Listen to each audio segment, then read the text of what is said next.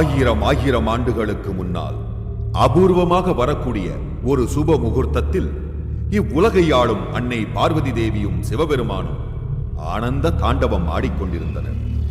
அந்த நேரத்தில் அன்னையின் மூக்குத்தி தவறி இப்பூவுலகில் விழுந்தது. மூக்குத்தி விழுந்த இடம் புனிதமானது. தவறி விழுந்த மூக்குத்தியை அன்னை மீண்டும் அணிந்து மூக்குத்தி விழுந்த இடத்தை தன் வாசஸ்தலமாக ஏற்று அன்னை குடிகொண்டாள். மூக்குத்தி அம்மன் எனும் பெயர் கொண்டாள். அந்த மூக்குத்தி மிகவும் சக்தி வாய்ந்தது. ஆக்கும் சக்தியும் அழிக்கும் சக்தியும் கொண்ட அந்த மூக்குத்தி தீய சக்திகளின் கைகளில் கிடைக்கா வண்ணம் அதை காக்கின்ற அறிவை அன்னை அளித்தாள். புனிதமான இலைகளின் மூலமாக அறிந்து கொண்ட அறிவின்படி பரம்பரை பரம்பரையாக இந்த புனிதமான மூக்குத்தி காப்பாற்றப்படுகிறது.